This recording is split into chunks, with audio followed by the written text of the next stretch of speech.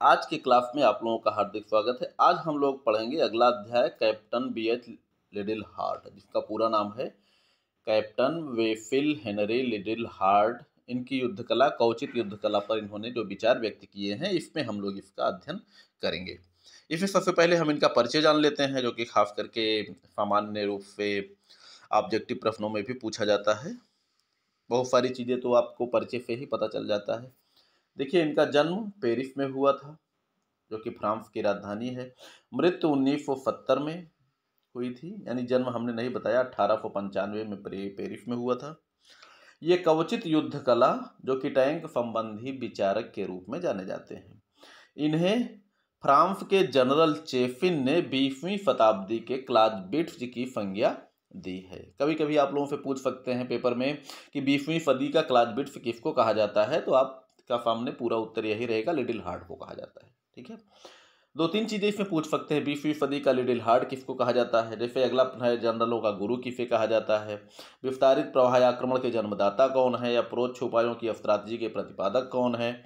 ठीक है, तो ये चीजें खास करके पूछी जाती है ऑब्जेक्टिव प्रश्नों में। चलिए, 20वीं सदी का क्लाज़विट्ज़, इनको जनरल चेफिन, जो कि फ्रांस के थे, इन्होंने संज्ञा दी है। जनरलों का गुरु इन्हें कहा है लंदन विश्वविद्यालय के प्रोफेसर माइकल हार्वर्ड ने। विस्तारित प्रवाह आक्रमण सिद्धांत के जन्मदाता थे। अप्रोच उपायों की स्ट्रैटेजी के प्रतिपादक के रूप में इनको जाना जाता है। और इन्हीं की जो विस्तारित प्रवाह आक्रमण है, इसी के सिद्धांत पर या इसी को पालन करते हुए जर्मनी ने द्वितीय विश्व युद्ध में ब्लिट्जक्रिग समरतंत्र को अपनाया था। ठीक है, और इसी के आधार पर जर्मनी के जनरल गुडेरियन ने यंत्रीकृत युद्ध कला का विकास किया था। ठीक है, आप देखेंगे विस्तारित प्रवाह आक्रमण का ही प्रयोग करते हुए हिटलर ने प्रारंभिक दिनों में बहुत तेजी से सफलता पाई थी। वो जो है लिटिल हार्ट के विचारों की ही देन थी। ठीक है, और इनके प्रमुख कथन इस प्रकार हैं, जैसे यदि तुम शांति चाहते हो तो युद्ध को समझो, इनका प्रमुख कथन है, जो कि बहुत ही प्रसिद्ध है ये कथन। ठीक है, इनकी कुछ पुस्तकें इस प्रकार हैं। पहली पुस्तकें, पहला नंबर है स्ट्रेटजी द इनडायरेक्ट अप्रोच। दूसरी पुस्तक है थॉट ऑन वार 1919 से 1939। तीसरा नंबर है द रिवॉल्यूशन इन वारफेयर। चौथी पुस्तक है द रिमार्किंग ऑफ मॉडर्न आर्मीज। अगली पुस्तक है द फ्यूचर ऑफ वार। अगली पुस्तक है डायनामिक डिफेंस। अगला नंबर है द टैंक्स। अगली पुस्तक है द फ्यूचर ऑफ इन्फेंट्री। अगली पुस्तक है डिट्रेंस और डिफेंस। अगली पुस्तक है द रोमेल पेपर्स। अगली पुस्तक है इनका द सोवियत आर्मी। अगली पुस्तक है द करंट ऑफ वार। अगला है रेपुटेशन। अगली पुस्तक है the British way in warfare. ये इनकी कुछ पुस्तकें हैं। यहीं पे इनका परिचय जो है सामान्य रूप से संक्षिप्त परिचय इस प्रकार का है, जो हम आप लोगों को बता चुके हैं। ठीक है, अगला है, आगे इसमें हम लोग पढ़ेंगे यंत्रीकृत कवचधारी सेना अर्थात टैंक पर आधारित सिद्धांत। ठीक है, देखिए मित्रों, एक बार आपसे फिर से कहेंगे, लाइक और सब्सक्राइब आप लोग जरूर कर दिया कीजिए, क्योंकि हम देखते हैं उसमें पता लगा सब्सक्रिप्शन में बहुत कम लोग सब्सक्राइब करते हैं, लाइक भी जो है बहुत कम लोग ही करते हैं। चलिए, फिलहाल आपकी मर्जी है, हम कौन होते हैं मजबूर करने वाले। ठीक है, चलिए, यंत्रीकृत कवचधारी टैंक पर आधारित इनका जो सिद्धांत है, कैप्टन लिटिल हार्ट ने यंत्रीकृत सेनाओं, यंत्रीकृत का मतलब ही होता है यंत्र, युद्ध का यंत्र। तो यंत्रीकृत यानी युद्ध का यंत्र ही है टैंक। ठीक है, कैप्टन लिटिल हार्ट ने यंत्रीकृत सेनाओं द्वारा विस्तारित प्रवाह आक्रमण के सिद्धांत का प्रतिपादन किया, जिसे मूसलाधार आक्रमण भी कहा जाता है। इस आक्रमण की सफलता टैंक तथा विमान के समायोजित समरतांत्रिक प्रयोग पर निर्भर करती है, अर्थात टैंक और विमानों के समायोजन, यानी एक दूसरे की मदद करना, एक दूसरे का सपोर्ट करते हुए आगे बढ़ना, इसी पर यह निर्भर है, विमानों और टैंकों पे। भाई विमान हवा पे बमबारी करेंगे, टैंक जमीन पे जो है जमीन पे अधिकार करते हुए जमीनी कार्रवाई करेंगे। ठीक है, इसमें होता क्या है, शत्रु के बाहरी मोर्चों को तोड़ते हुए कवचित सेनाओं के द्वारा शत्रु के क्षेत्र में तुरंत प्रवेश करना चाहिए या किया जाता है। शत्रु के कमजोर स्थानों का चुनाव करके उस पर प्रहार कर अपनी सेनाओं के प्रवेश मार्ग को चौड़ा करना चाहिए। यानी शत्रु क्षेत्र के अंदर घुसना है, उसमें सबसे पहले सुदृढ़ स्थानों को छोड़कर घुसने का मार्ग आप समझ ही सकते हैं, जहाँ की व्यवस्था कमजोर होगी वहीं से घुसने का मार्ग मिलेगा। तो यही कार्य इसमें भी किया जाता है। ठीक है, अब आगे बढ़ते हुए जैसे आगे बढ़ते जाएंगे वैसे पीछे जो कवचित दल है उस मार्ग को और चौड़ा करते जाएंगे। अर्थात पहले तो घुसने का मार्ग चाहिए, उसके बाद फिर वहाँ पीछे से चौड़ा करते हुए आगे जाकर अंत में चारों तरफ बिखेरते हुए चारों तरफ छा जाना है।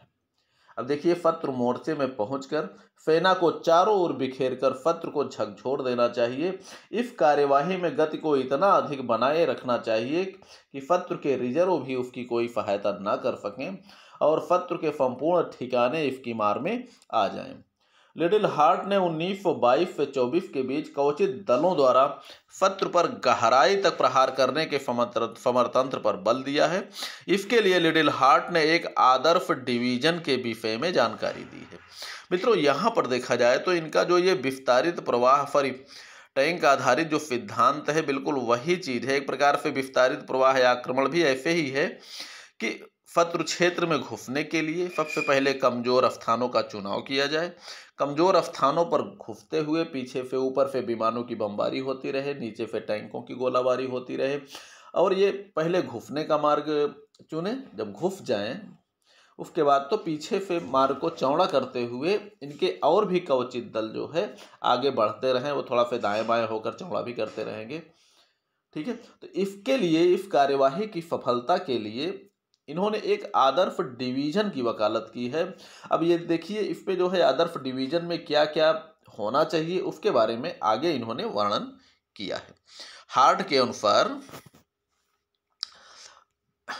डिवीजन के प्रत्येक ब्रिगेड में 2 बटालियन तीव्रगामी टैंक, कवचित गाड़ियों पर 3 यंत्रीकृत पैदल सेना की बटालियन, 9 यंत्रीकृत signal company, 9 section mechanical workshop, 2 battery यंत्रीकृत मैदानी तोपखाना तथा 1 स्वचालित मध्यम तोपखाने की बैटरी होनी चाहिए।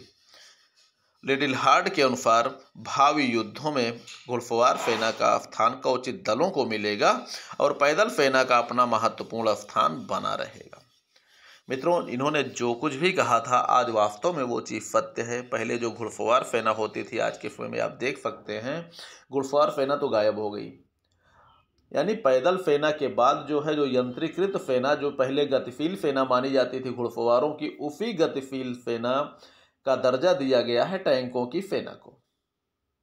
ठीक है, अब आज आप देख सकते हैं वास्तव में टैंकों की सेना आ गई है हर राष्ट्र के पास। लगभग देखा जाए तो भारत के पास भी कम से कम नहीं तो 3-4 हज़ार टैंक हैं। इसी तरह पाकिस्तान, सोवियत संघ और ये महाशक्तियों के पास तो कई हजारों की संख्या में है।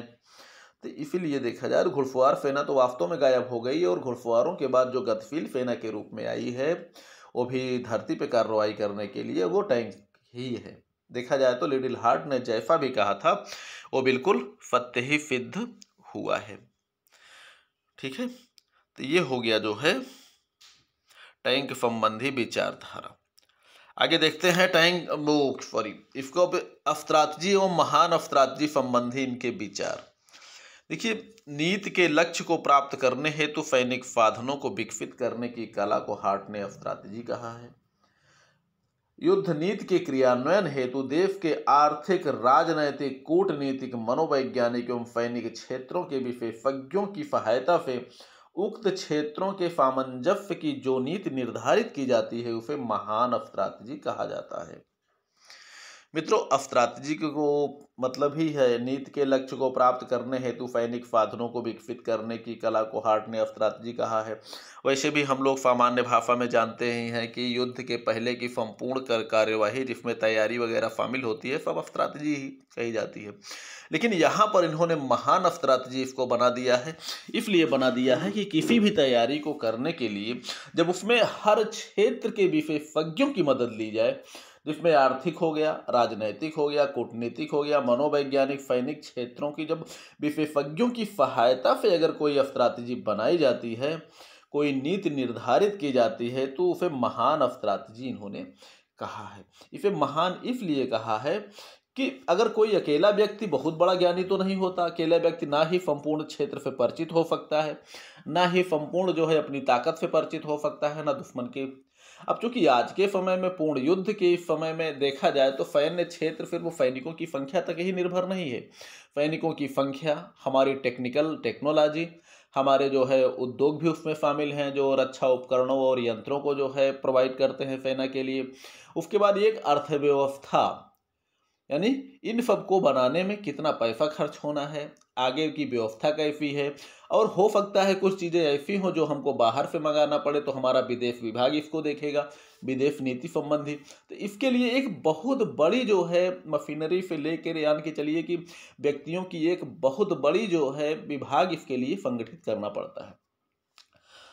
तो वैसे भी जो है आज के कंडीशन में जैसे कि क्लासबिट्स ने भी कहा है, वैसे भी माना जाता है कि युद्ध का क्षेत्र इतना विकसित हो चुका है कि संपूर्ण क्षेत्र की देखरेख करना अकेले के बस की बात नहीं रह गई है।